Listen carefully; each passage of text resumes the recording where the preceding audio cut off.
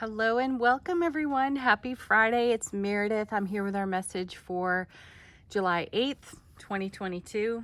Must take a moment to acknowledge my dearest friend, Kate. We have been friends for decades. I'll leave it at that. And it is her birthday, one of my most favorite cancers. So blessings to you, love. All right, everyone. We're using Light Seers Tarot Light Seekers Tarot for our message today. The sun is in Cancer. The moon is in Gemini. It is shifting over to Scorpio today. It is waxing. I think we are at a half moon phase.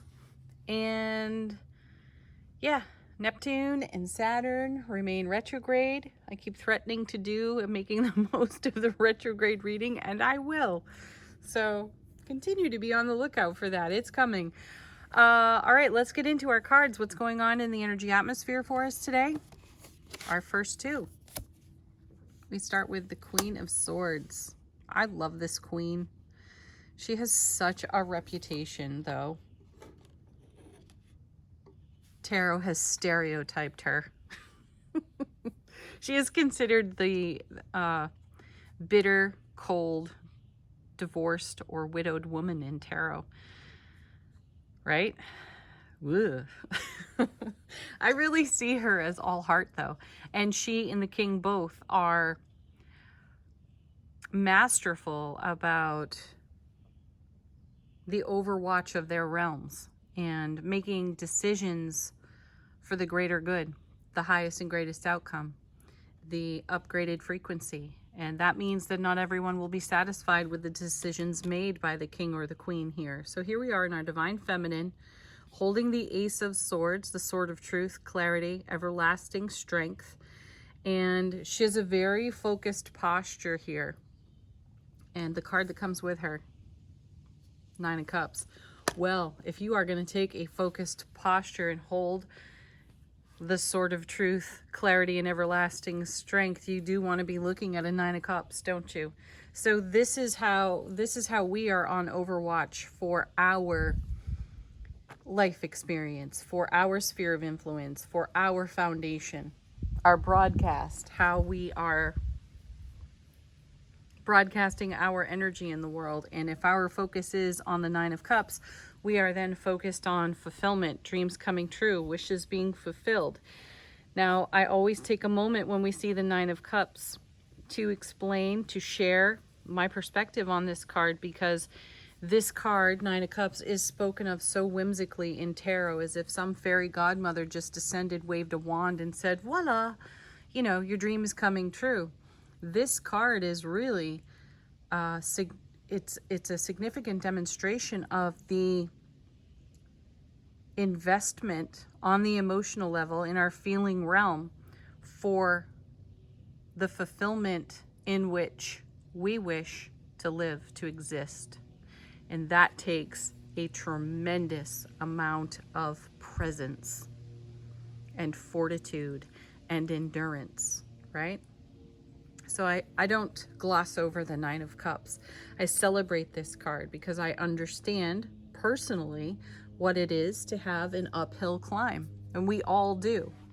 Every single one of us knows what it is to overcome some sort of obstacle handed to us in programming and belief system that we absorbed and made our own, that did not serve us, right? And we know what it is to change that frequency. We understand the level of attention to detail in self-relationship that it takes, Queen of Swords, to shift a frequency, to change our mindset, to unravel programming that was handed to us, emulated for us, modeled for us.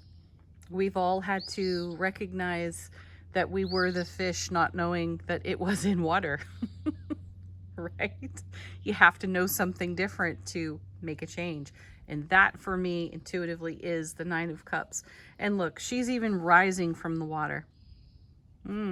Interesting, right? So Nine of Cups, fulfillment, happiness on overflow. Ace of Cups to the power of 9. Love, bliss, joy, happiness, overflowing from 9 cups.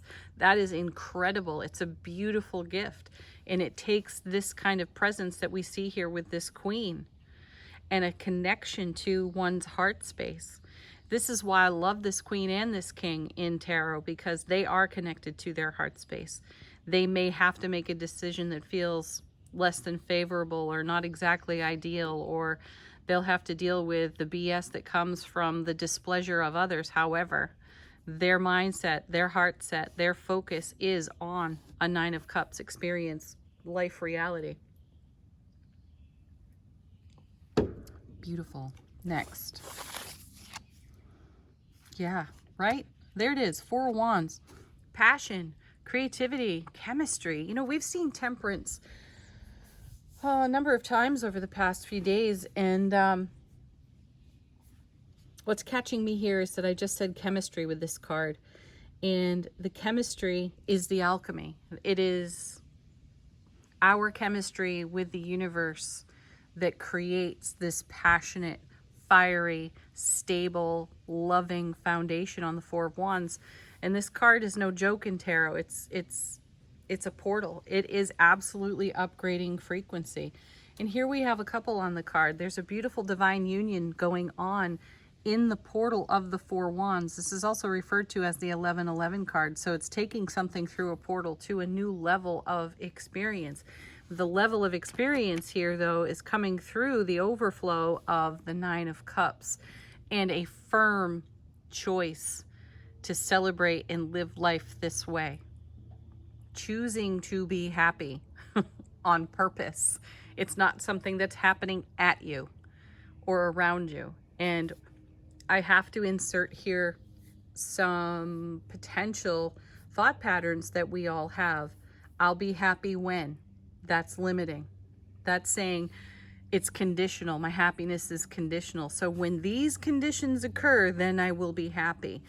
These cards right here with this queen starting out the reading says it is your choice. It is absolutely up to you to choose to be happy now and to dynamically create a 4 of Wands foundation that supports a 9 of Cups lifestyle, where dreams come true, where wishes are fulfilled. You make that happen in your divine union of self-relationship. So walk through whatever portal you've got to walk through to create that. Let's see what's next. Oh, yeah. Look at this. 3 of Swords. Coming with it is the King of Cups. Powerful. So we had the King of Cups yesterday, and we used the Mystical Moments deck. We saw the King of Cups lifting a ship out of the water, and there were these 2 great fish in the water. The waters were very turbulent, and the king was lifting that ship out of the turbulence. And I really did see that as the ego influencing emotional fulfillment. So we were rising above, or it was being suggested to us through the tarot that we rise above whatever turbulence has been going on. So a thought I had many years ago was being in a tug of war with myself over whatever. It doesn't even matter what the conditions and experiences were, but I felt like, who's going to let go of the rope? If I'm having this inner debate or battle with myself,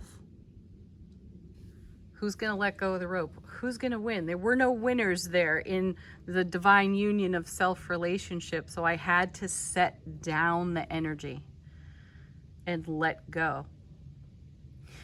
Right? And I feel that the King of Cups in yesterday's reading was uplifting, lifting the frequency for us. And here he is again, and he's with the 3 of Swords. And look at these gorgeous cards that precede the 3 of Swords and the King of Cups. So, and he's lifted above the water in this deck.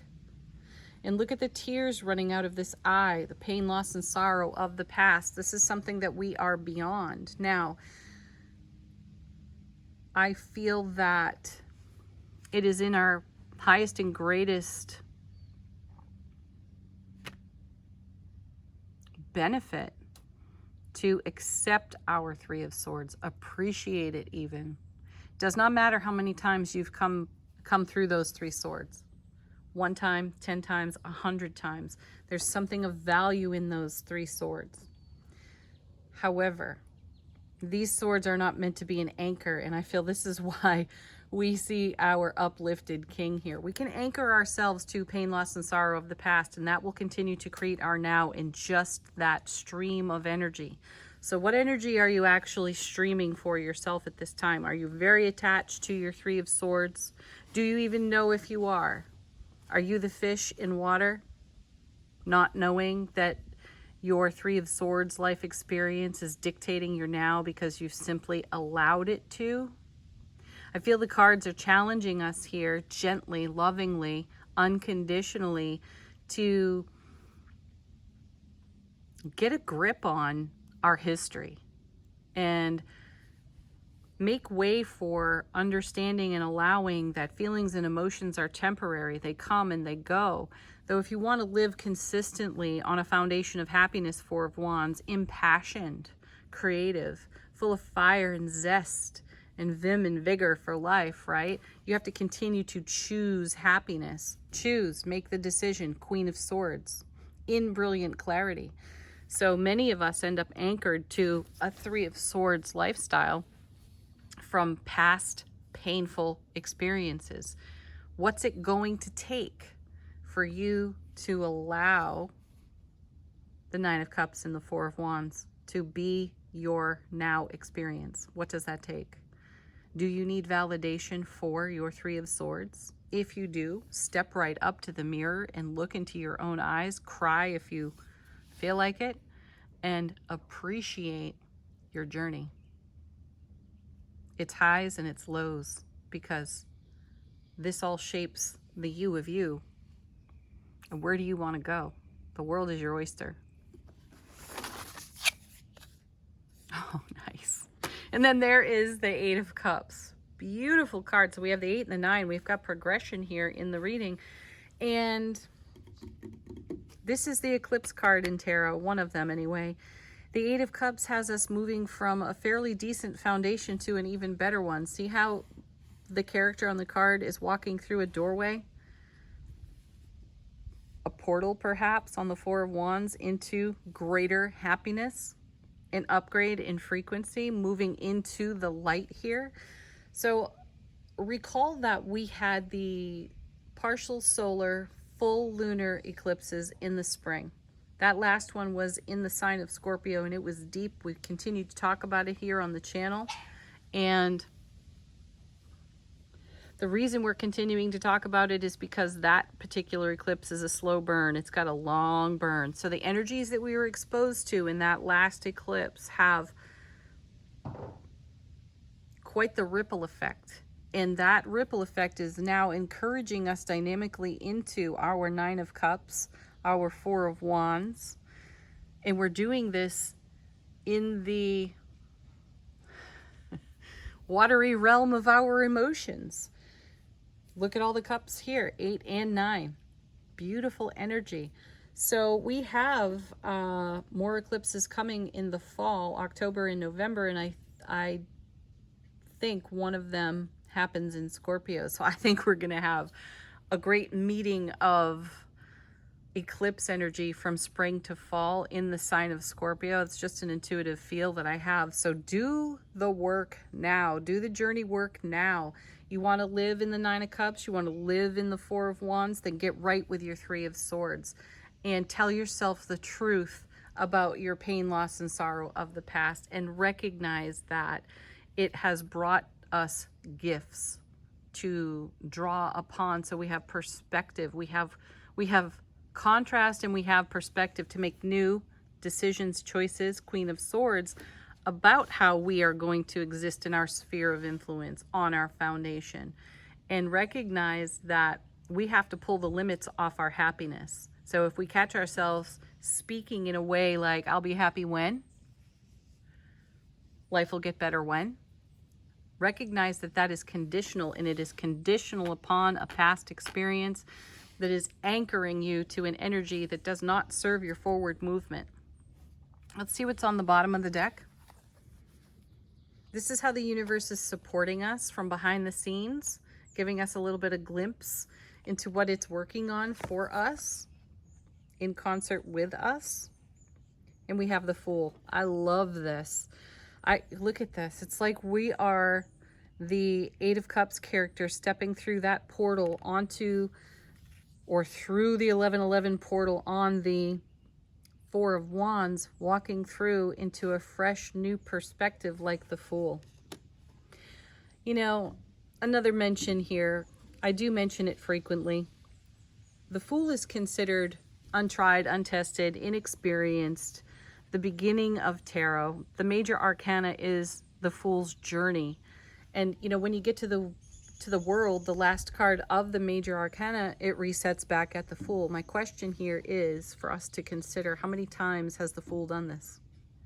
Is the Fool so inexperienced, really untried, untested, or is the Fool showing up with a fresh perspective in light of the slings and arrows of the journey? Three of Swords. Consider that. Every moment is an opportunity for us to make something fresh and new within perspective. It is our choice. Then we have the Five of Coins. Oh, yeah. You know, this card is becoming one of my favorites in tarot because fives are unstable. Their gift is bringing stability. And I love that the Fool appears to be walking away from this. I consider this breadcrumbing the self. This card is a breadcrumb the self card for me in tarot. Meaning, are you going to settle for less than because it would be easier, it would placate your ego? Or are you going to turn around, face the ego and say, yeah, thank you for showing up. Thank you for doing your job and attempting to protect me from harm, from heartbreak, from whatever I perceive to be failure. Thank you. I'll take it into consideration, though I'm going to continue to walk forward because the Nine of Cups is here for me. The Four of Wands is here for me. The King of Cups, the Eight of Cups, they're all here, and they, you know, they call to me. They call to us saying, come on, this is a quest. It is beckoning like the Hermit. Let's go explore this. Let's not necessarily stand still and give up on what's in our heart space because it would be more comfortable to not do it. Get up and go do it. Oh, and why do we get up and go do it? Because of this right here. I love that. Now, so we've got the Five of Coins. Now we have the 10 of Coins, and this is our legacy that we are building. Whenever I see this card, I really do think of the rings in a tree and how you can tell the age of a tree through the rings. And that's how I feel about the 10 of Cups. Every time we go around the major arcana like the Fool, we add another ring, another layer, more experience. If we continue to anchor ourselves to a Three of Swords, pain, loss, and sorrow of the past, how do we add rings? Do we just keep adding the same quality of ring? Or do we get bold, get brave, get decisive and discerning and choose the Nine of Cups, the Four of Wands? Heck yeah, we do. Next, the Empress. Yeah. Nurture. How do you get there? Nurture yourself. So whenever you discover you are speaking in a conditional way over your life, understand that it is programming. It is something that was modeled for you. You learned it from someone somewhere along the way and became the fish in water, not knowing that there was something different. This is why we ask the question here on this channel, what have I not considered? Show me. Please show me, universe. And the universe is showing us. Exactly. This is why we look for signs. This is why we listen to our intuition. This is why we connect and commune with our guides, angels, and ancestors here through the tarot cards, because we are willing to entertain a new idea in a fresh perspective so that we live in this legacy of happiness. We create this legacy of happiness on a stable foundation in the Four of Wands with the love, bliss, joy, and happiness on overflow to the power of 9 in the Nine of Cups. Yes. That's what we give life to. Empress. Next we have gorgeous Two of Cups. here it is. This is the divine union. You're seeing it here in the Four of Wands. You're seeing it here in the Two of Cups. This is our inner divine feminine, inner divine masculine. This is how we embrace ourselves. This is the happiness that we're choosing here. Yes, there have been some major potholes. Take the gift of those experiences off the Three of Swords and apply them to the now to see how enduring your spirit is, to see how wise your soul is, and to continue to make decisions that put you in harmony with your highest and greatest potential. There's an extra card in this deck. It's called the Womb, and this is it. Beautiful. I love that the Empress is here. I love that the Womb card is here because this is worth nurturing. This Nine of Cups, Four of Wands, King of Cups, Two of Cups. This is all beautiful, beautiful energy. Nurture this. Give this energy all of your love and attention. Have gratitude and appreciation for where you've been, though really lift the anchor. And I like that, if I haven't said it already, I really do like that the King is above the water. He's not anchored. He's in the flow. So pain, loss, and sorrow of the past has the potential to anchor us to the past, and we will make decisions in the now based on that, out of ego consideration for comfort, stability, and protection. Though we're being encouraged to walk on like the Fool without any fear of consequence, in the true spirit of letting go and embracing what's now and investing what's now into the oncoming. And what's now is the 9 and the 4 and the 2 and the Empress and so much more. Beautiful, beautiful cards. Okay, I've already shuffled out the remainder of cards. We have from Angel Answers, allow these cards to answer a question for you, be confirmation, or just a sweet, fresh message from your guides. The situation will improve. Yeah.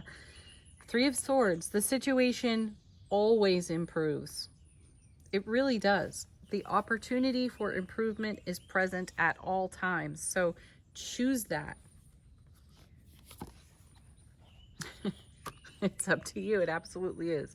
No one else is going to do that for you. This is a choice you make on your own. And, you know, when you hear people speak, they speak in terms of being happy. I think I've shared this with you. It was a Deepak Chopra presentation I listened to or read in a book somewhere, and he called it the why game. Asking a person, why do you want, I don't know, your son to go to college? Well, I want him to be a productive member of society. Well, why? And then as each answer came, it was why, until eventually, and finally, the individual answered, because I want to be happy. So it's up to you to be happy now, right here, right now. It's not conditional. It's only conditional if you make it so. In the near future, a timing card out of Angel Answers. For me, intuitively, this means that this kind of energy that we just spoke on here in the reading is with us for a fashion. This isn't something that is, you know, here today and gone tomorrow. In fact, I feel that this kind of energy opportunity is on offer to us, at least until the next set of eclipses, where things might change in frequency and vibe. So marinate in this, make decisions based on the 9 of Cups, 4 of Wands, 2 of Cups, all these gorgeous cards here. Be mindful and present of your 3 of Swords experiences, though pull the gifts out of those 3 of Swords, those 3 swords.